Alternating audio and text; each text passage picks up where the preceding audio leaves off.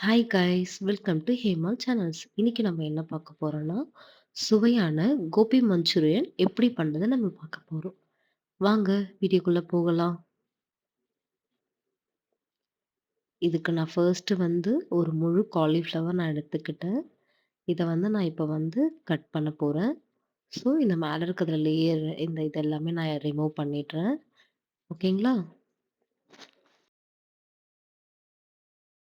நமக்கு இப்போ பார்த்தீங்கன்னா காலிஃப்ளவர் இப்போ இப்படி இருக்கு.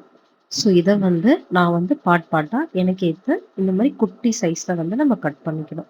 ஸோ எல்லாத்தையும் நம்ம கட் பண்ணிக்கிறேன்.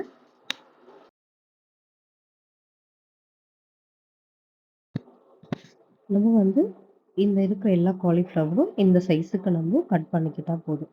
ஸோ நம்ம இப்போ பார்த்தீங்கன்னா எல்லா காலிஃப்ளவரையும் நம்ம இப்போ கட் பண்ணிட்டோம். ஓகேங்களா? இதை நான் வாஷ் பண்ணிக்கிறேன்.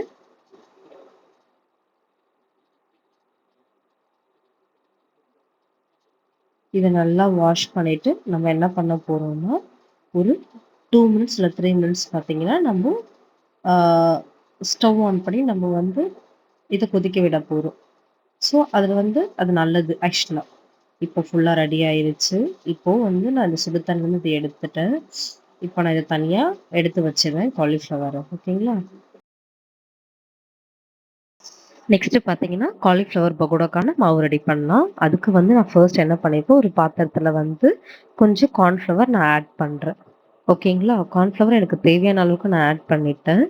நெக்ஸ்ட்டு பார்த்தீங்கன்னா நான் ஆட் பண்ணுறது சிக்கன் கபாப் 65 மசாலான்னு சொல்லிட்டு ஆச்சியோடது நான் ஆட் பண்ணுறேன்.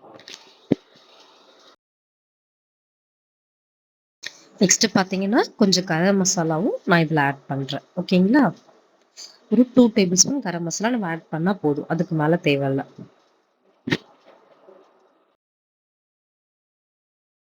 நெக்ஸ்ட்டு பார்த்தீங்கன்னா இதில் கொஞ்சம் நான் ஒரு கையளவுக்கு கோதுமை மாவு நான் ஆட் பண்ணுறேன் கொஞ்சமாக. ஏன்னா அப்போ தான் கொஞ்சம் நல்லாயிருக்கும் அதுக்காக. ஓகேங்களா? நெக்ஸ்ட்டு சால்ட்டு நான் எனக்கு தேவையான அளவு நான் ஆட் பண்ணிடுறேன். சால்ட்டுக்கு அப்புறமா நான் மஞ்சத்தூள் ஒரு ஸ்பூன் நான் போடுறேன். ஓகேங்களா? ஸோ இதெல்லாம் போட்டதுக்கப்புறம் நான் என்ன பண்ண போகிறேன், இதை நல்லா நம்ம மிக்ஸ் பண்ணணும்.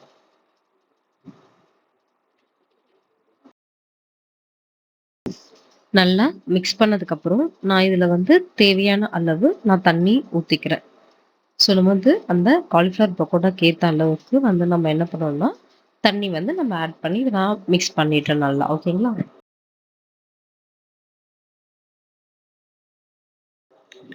ஸோ நம்மளுக்கு தேவையான இது நல்லா மிக்ஸ் ஆயிடுச்சு. நெக்ஸ்ட்டு நம்ம வச்சிருக்கிற காலிஃப்ளவர் இதில் போட்டு நம்ம ஃபுல்லாக பரட்டி எடுத்துடலாம். ஓகேங்களா?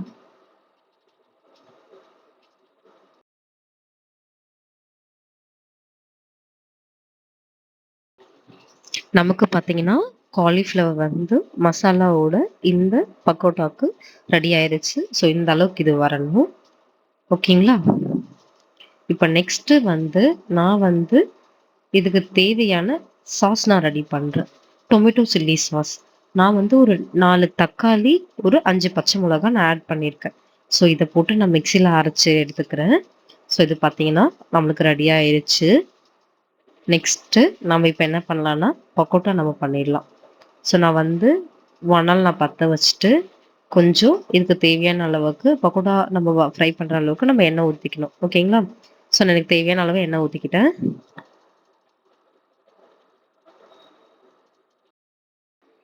எண்ணெய் சூடானதுக்கப்புறம் நம்ம என்ன பண்ணலான்னா நம்ம ரெடி பண்ணி வச்சிருக்கிற பகோடாக்கானதை நம்ம இதில் எடுத்து போடலாம். ஓகேங்களா? ஸோ இந்த மாதிரி நம்ம போட்டுக்கலாம். லைக் அந்த எண்ணெய்க்கு தேவையான அளவு நம்ம மேலே போட்டால் போதும். ரொம்ப அதிகமாக போட தேவையில்ல. ஸோ இது போட்டு இதை கொஞ்ச நேரம் வேகட்டும். இது வெந்ததுக்கு அப்புறமா நம்ம இதை திருப்பி போடலாம். ஓகேங்களா?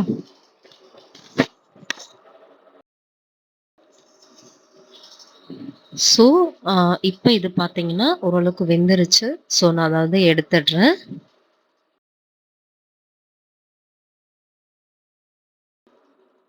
இப்போ நமக்கான காலிஃப்ளவர் பக்கோடா ரெடி ஆயிடுச்சு. இப்போ நம்ம மஞ்சூரியன் செய்யலாம். ஓகேங்களா? ஸோ ஆல்ரெடி இருக்கிற வாணல்ல நான் அந்த எண்ணெய் கொஞ்சம் கம்மியா எடுத்துட்டு, அதுக்கு தேவையான அளவுக்கு நான் வெங்காயம், பூண்டு, கேப்சிகம் இதெல்லாம் நான் குட்டி குட்டியா கட் பண்ணிக்கிட்டேன். நம்ப அரைச்சு வச்ச பேஸ்ட்டும் நமக்கு இப்ப ரெடியா இருக்கு. ஓகேங்களா? ஃபர்ஸ்ட் வந்து நான் குட்டி குட்டியா நறுக்கி வச்சிருக்கிற பூண்டு நான் ஆட் பண்ணிடுறேன். இத வந்து நம்ம கொஞ்சம் நல்லா வதக்கிக்கணும். ஓகேங்களா? நெக்ஸ்ட் வந்து இது கொஞ்சம் வதங்குனதுக்கு அப்புறமா நம்ம இந்த மாரி வெங்காயம் கட் பண்ணத அதையும் நம்ம ஆட் பண்ணிடுறோம். ஸோ வெங்காயம் கட் பண்ணத ஆட் பண்ணதுக்கு அப்புறமா அதையும் போட்டு நல்லா வதக்கணும். வெங்காயத்த ரொம்ப வதக்கிடக்கூடாது. நல்லா இந்த மாரி ஓரளவுக்கு பொன்னிறமா ஆனதுக்கு அப்புறமா, நம்ம வந்து இதுல வந்து கொஞ்சம் உப்பு ஆட் பண்ணிக்கலாம் தேவையான அளவு. ஸோ எனக்கு தேவையான அளவுக்கு நான் உப்ப ஆட் பண்ணிட்டு, இத திரும்பவும் நல்லா நான் வதக்கிக்கிறேன். ஓகேங்களா? ஸோ நெக்ஸ்ட் இது வதங்குனதுக்கு அப்புறமா, நான் கட் பண்ணி வச்சிருக்க கேப்சிகம் அதையும் நான் சேர்த்து இதுல போட்டு நல்லா வதக்கிக்கிறேன். கேப்சிகம் கூட ரொம்பவும் வதங்கக்கூடாது. அது ரொம்ப வதங்குச்சுன்னா ஒரு மாரி கொழ கொழன்னு இருக்கும். அது நமக்கே தெரியும். ஒரு 2 மினிட்ஸ் நம்ம வதக்குனா போதும். ரொம்ப வதக்க தேவையில்ல.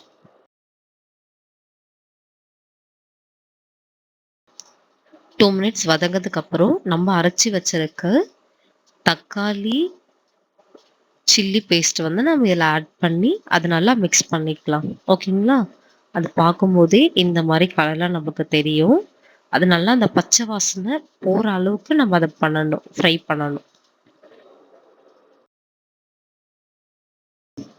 அது அந்த பச்சை வாசனை போனதுக்கு அப்புறமா, நம்ம இப்ப என்ன பண்ணலாம்னா, நம்ம ஆல்ரெடி வச்சிருக்கிற பக்கோடாவ வந்து நம்ப இதுல ஆட் பண்ணலாம். ஓகேங்களா? ஸோ இதுல ஆட் பண்ணிட்டு, நல்லா நம்ப கிளறி விடணும். இத நல்லா நம்ம வந்து மிக்ஸ் பண்ணிட்டு விட்டுட்டே இருக்கணும். அடியில புடிக்காத அளவுக்கு. ஸோ இப்போ நம்மளுக்கு சுவையான கோபி மஞ்சூரியன் ரெடி ஆயிடுச்சு. ஓகேங்களா? நம்ம இத டேஸ்ட் பண்ணி பார்க்கலாம். ஸோ பார்த்தீங்கன்னா, பார்க்கவே ரொம்ப அழகா இருக்கு. டேஸ்ட்டும் நல்லா இருக்கு. நீங்களும் வீட்ல செஞ்சு பார்த்துட்டு எப்படி இருக்குன்னு சொல்லுங்க. அப்படியே நம்ம சேனலையும் சப்ஸ்கிரைப் பண்ணிடுங்க.